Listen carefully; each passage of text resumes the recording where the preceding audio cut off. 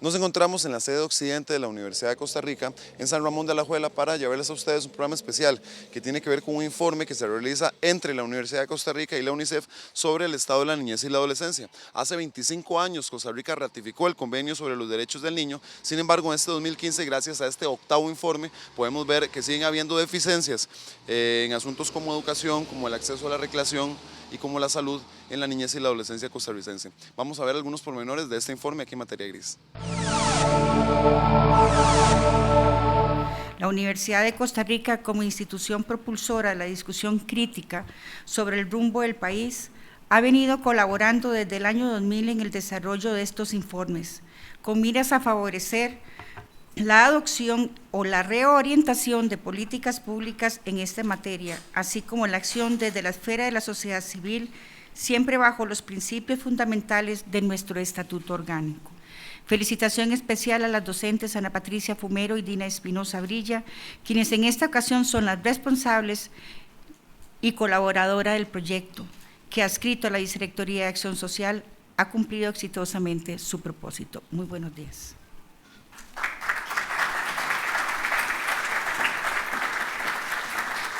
Pero lo más importante del octavo informe del EDNA es que coincide con el 25º aniversario de la Convención sobre los Derechos del Niño. Y creo que hay que detenernos un poco para reflexionar qué significa presentar un EDNA a los 25 años de la ratificación y a los 25 años de la existencia de ese instrumento para un país como Costa Rica. La convención representa un cambio de paradigma y representa verdaderamente un nuevo estilo de vida, un nuevo estilo de manera de hacer las cosas para la niñez y la adolescencia. Por otro lado, creo que la gran pregunta que nos tenemos que preguntar a lo largo de la presentación del EDNA es si hoy, en el 2015, llegando al 2016, con 25 años de existencia de la Convención sobre los Derechos del Niño, la gran pregunta fundamentalmente ¿es Costa Rica, sí o no, un mejor país para sus niños?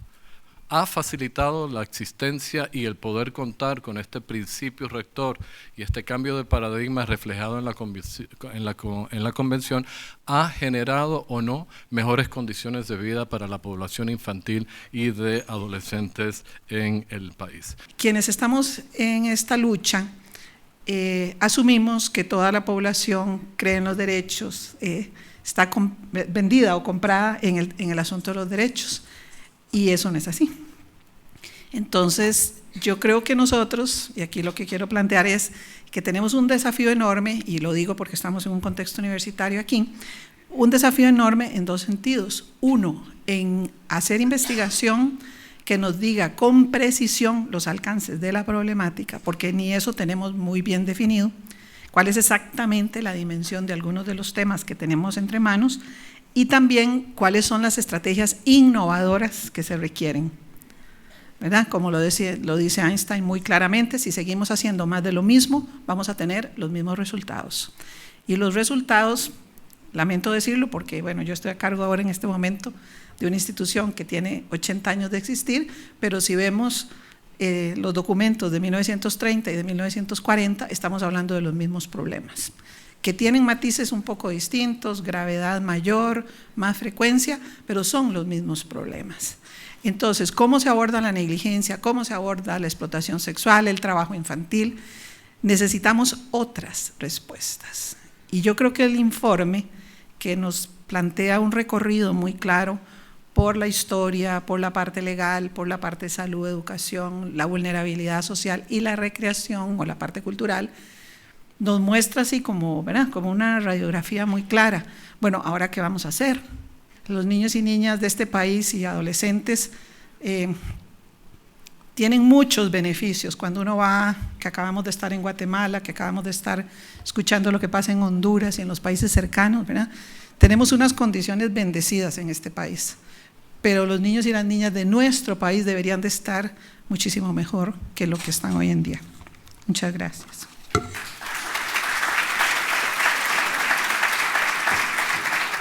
Hoy es un orgullo para la doctora Espinosa y para mí presentarles el 8º Estado de los Derechos de la Niñez y la Adolescencia, que muestra la necesidad de trabajar, como han dicho los que me han precedido, ante la necesidad de universalizar los derechos de la niñez y la adolescencia. Estos 25 años que Costa Rica tiene ya de haber firmado la convención muestran en el balance que se hace que necesitamos hacer un cambio en el paradigma en aras de poder llegar a concretar derechos. Los dejo con los investigadores que nos van a presentar los resultados más relevantes. Todos tienen un tiempito corto. En materia de legislación, el primer gran tema, dentro de los principales avances, hay bastantes, pero consideré que estos eran tal vez los más pertinentes para este espacio, encontramos los siguientes. Como ya señaló, por cierto, doña Ana Teresa, nos parece que hay una transición de la doctrina de la situación irregular a el enfoque de la protección integral. Costa Rica ha avanzado bastante en la creación de legislación específica para niños, niñas y adolescentes y para la protección eficaz de sus derechos, ya no solamente como declaraciones generalísimas, como lo es la Convención, sino también en instrumentos más específicos que identifican diferentes elementos para poder, digamos, redondear su verdadero cumplimiento. Por otra parte, ha habido, si se quiere, culturalmente, y esto tal vez es lo más importante de lo jurídico, ¿verdad?, que ocurre en la cultura, que ocurre en el comportamiento real de las personas, es el que se empieza a visualizar a la persona menor de edad como sujeta de derechos. A muchos de nosotros, cuando estábamos en la escuela, nos decían, tal vez, que las personas menores de edad no son ciudadanos ni ciudadanas, porque no pueden votar. Hoy nos enfrentamos desde la Convención a un paradigma totalmente diferente. Ya no se pueden negar derechos, y esto ha enfrentado a muchas personas adultas, que desde su mundo adulto trabajan con personas menores de edad, a retos enormes para poder entonces cómo comprender una relación que ya no se basa en la autoridad. Y cómo comprender esa relación si cuando fui niño también siempre entendí las relaciones con el mundo adulto como relaciones de sumisión, siendo que ahora se supone que son relaciones de iguales, relaciones de sujeto de derechos a sujeto de derechos. En cuanto a los retos, hay muchísimos y también fue un reto poder sistematizarlos brevemente. Tenemos que Costa Rica mantiene, lamentablemente, las penas más altas para adolescentes, así como la edad de inicio de responsabilidad penal más baja en la región latinoamericana. Una persona en Costa Rica puede ser castigada con privación de libertad desde los 12 años.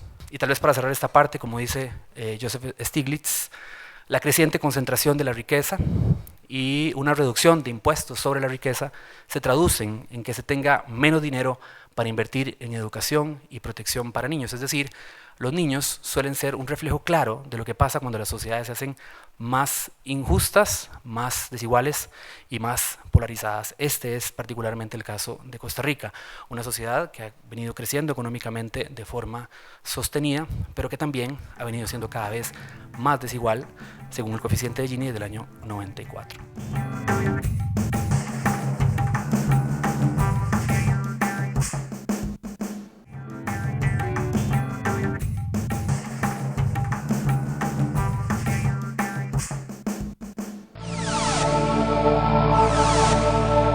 Nos propusimos entonces como objetivo general para este trabajo, para el desarrollo del capítulo de salud, analizar los componentes desde el marco de los determinantes de la salud que garanticen el ejercicio del derecho a una vida saludable en la niñez y adolescencia en Costa Rica. Tenemos que el 7% de los recién nacidos en nuestro país tienen bajo peso al nacer. Pero hay una diferencia importante si se nace en una familia que tiene más recursos, familias del quintil con ingresos más altos, este desciende a un 4%, mientras que en las familias con ingresos menores, en el quintil más bajo, tenemos un 10%. Y la población indígena reviste una característica particular porque aumenta hasta el 14% este porcentaje de niños con bajo peso al nacer. Entonces, definitivamente nacer en una familia que tenga más altos ingresos, más bajos ingresos o que sea indígena, ya nos reviste un factor que incide en el peso al nacer. El bajo peso al nacer considerado como 2.500 gramos o menos. No obstante, en términos generales, la mortalidad ha venido disminuyendo a lo largo del siglo XX y Costa Rica no se queda atrás, es un ejemplo también de esa disminución de mortalidad. Acceso a los servicios de salud, tenemos que una captación temprana se considera captación temprana de los niños en los servicios cuando estos tienen en el periodo de menos de 8 días de nacido, y en la captación temprana para el 2013 se presentó en un 75%. Definitivamente este es un rubro que tenemos que mejorar, se puede y se debe mejorar también en la captación temprana de los niños en su primera revisión médica en los servicios antes de los 8 días.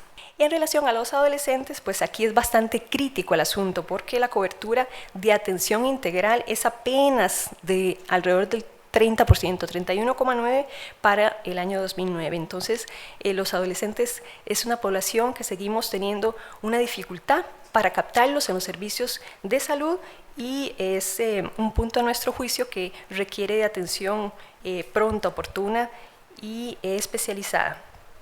En relación al embarazo en adolescente y sexualidad, tenemos que la educación sexual en adolescentes es apenas del 10% de adolescentes encuestados de 15 a 17 años en el 2013 manifestaron haber recibido información sobre sexualidad, un 10% solamente.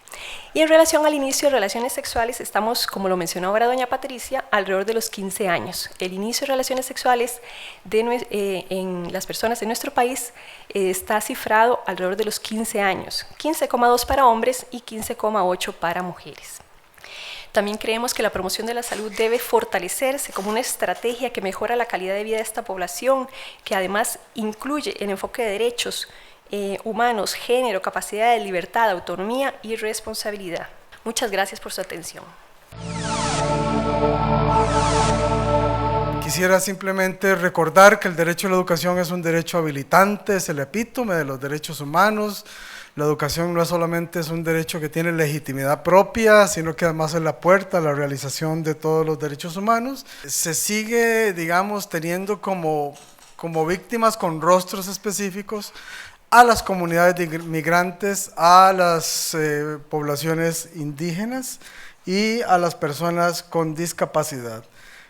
Las consecuencias derivadas de esta discriminación son evidentes y son temas que por supuesto el capítulo de educación explora, y algunos de estas condiciones de exclusión están expuestas en esta lámina, que tiene que ver no solamente con situaciones de estereotipos y de prejuicios sobre estas poblaciones, sino obviamente con condiciones de violencia y hostigamiento que sufren cotidianamente en los espacios educativos y fuera de ellos. El país ha hecho un esfuerzo importantísimo para mejorar la inversión en la educación en los últimos 20 años.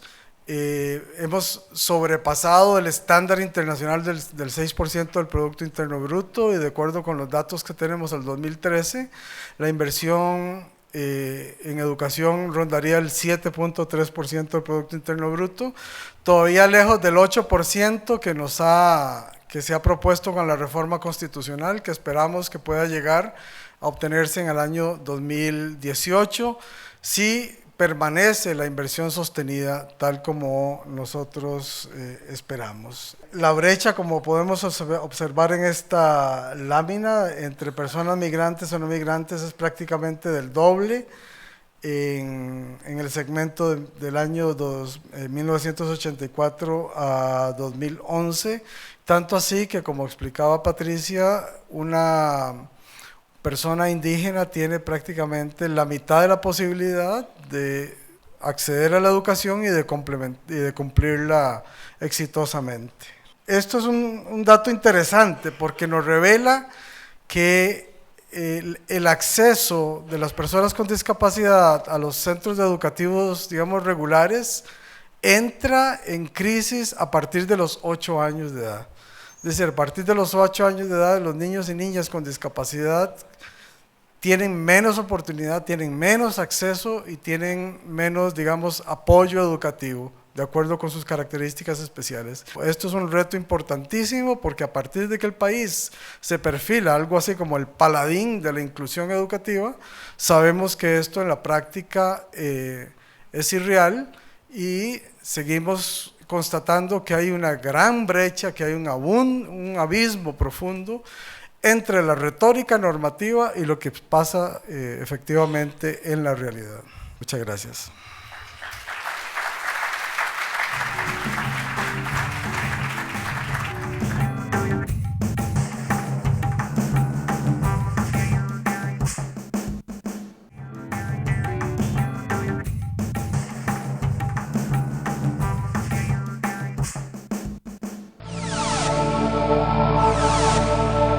A mí me corresponde hacer un capítulo sobre vulnerabilidad social y por supuesto cuando tratamos los temas de salud, educación, estamos tratando también los temas de vulnerabilidad, de alguna manera porque los niños y niñas son profundamente vulnerabilizados en estos campos, y aquí es donde se expresan esos riesgos. Bueno, tal vez comenzar con definir así de una manera muy claramente qué entendemos por vulnerabilidad social.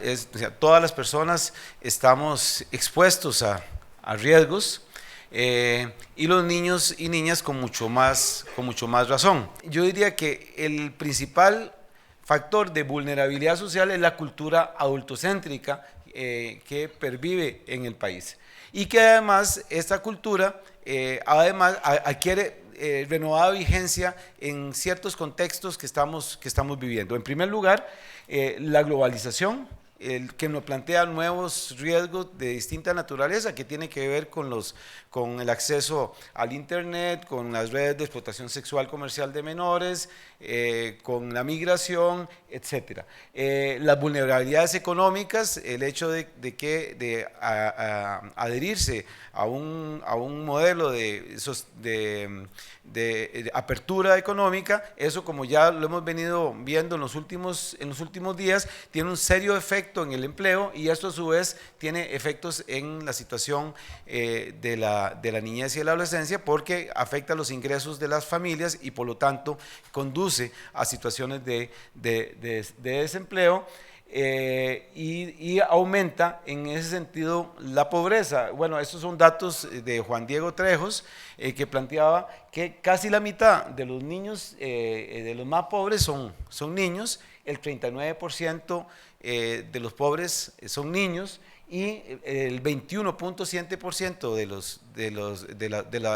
de las personas que están en condición de vulnerabilidad son niños y niñas. Voy a nada más citar un aspecto que a mí me llamó mucho la atención, de una investigación que hicimos con UNICEF sobre la participación de la niñez, de los niños y niñas, y entonces hicimos un grupo focal en Tirraces y en desamparados, y los jóvenes nos decían que en realidad ellos se sentían más reconocidos por las personas que estaban vinculados con el narcotráfico en estas comunidades que por los alcaldes o las instituciones de gobierno, y que entonces por lo tanto muchos de los jóvenes preferían y se sentían, digámoslo así, como más reconocidos en ese ambiente que, digamos, en otros ambientes. Eso está grabado, lo tenemos registrado, y realmente eso es un testimonio espeluznante. Muchas gracias.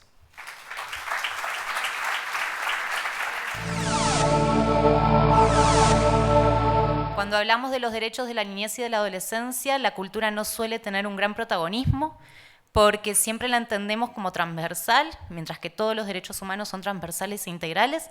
Entonces nos parece, como les comentaba, un gran logro que le podamos dar este espacio a la cultura. Entre los hallazgos que encontramos, en primer lugar, como todos los derechos de los que hemos venido hablando en el transcurso de esta mañana, es un derecho explícitamente reconocido, el acceso a la cultura, que suele relacionarse también con el derecho a la recreación y al deporte.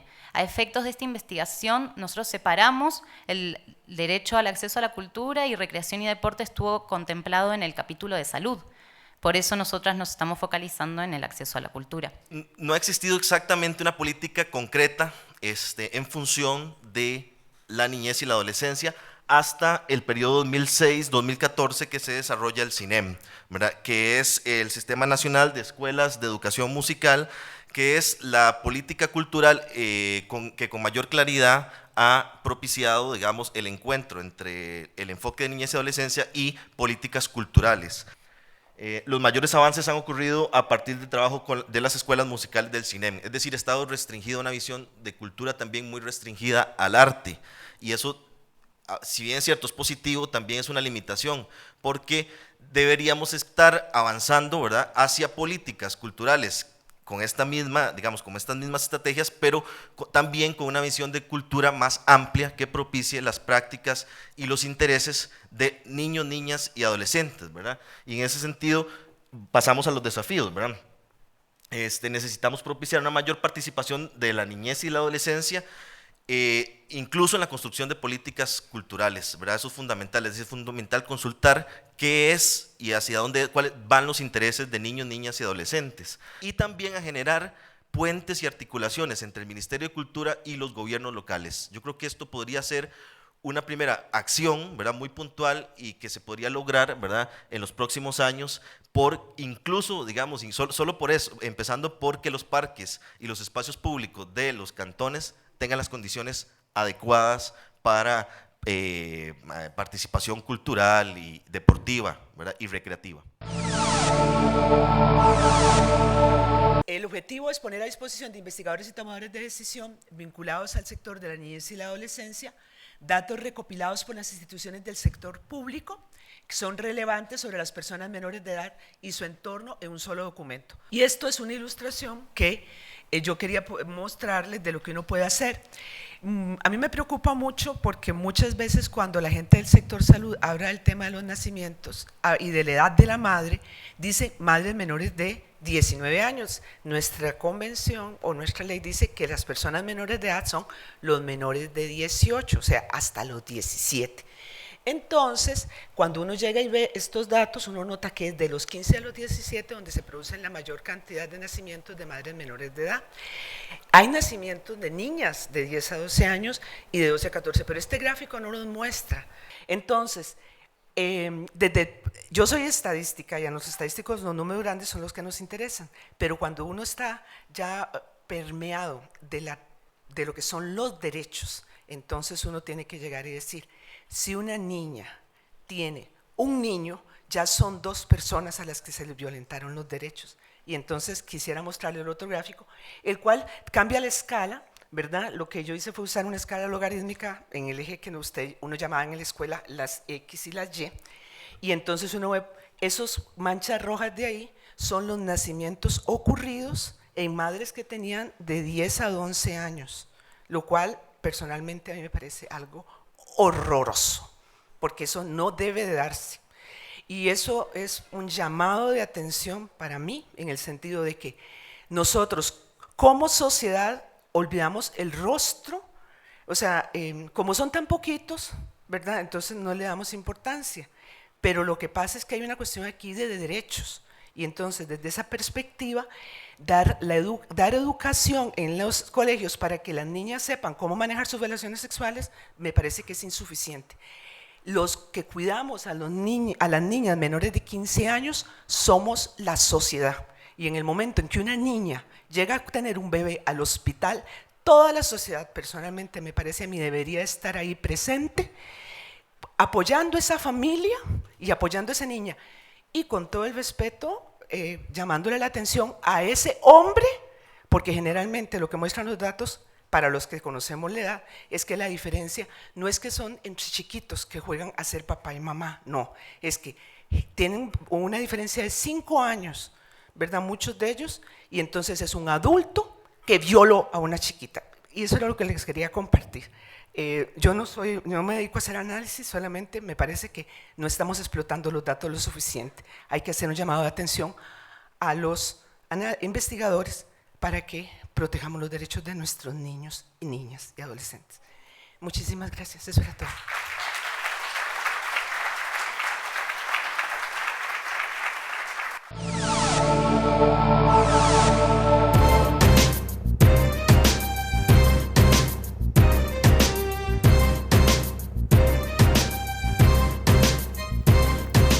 Les comentábamos al principio de esta transmisión que nos encontramos en la sede occidente de la Universidad de Costa Rica para comentarles sobre el octavo informe sobre el estado de la niñez y la adolescencia, un informe que se realiza en conjunto de la Universidad de Costa Rica con la UNICEF.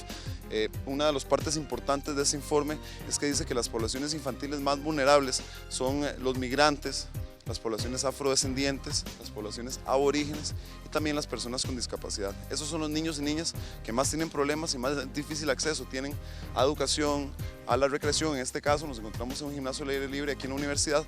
Ellos no tienen acceso a la recreación y al deporte. Es importante que estos informes concienticen a la población, pero que no se queden en el papel. Este es el octavo informe que se hace desde que Costa Rica ratificó el convenio hace 25 años y pues las medidas que se han tomado han sido realmente muy pocas. Desde Materia Gris y la Universidad de Costa Rica les pedimos a la población en general, al gobierno de Costa Rica, pues que tomen medidas porque la población infantil es el futuro de este país y el futuro del planeta. Quédense en sintonía de Canal UCR, que es televisión con sentido.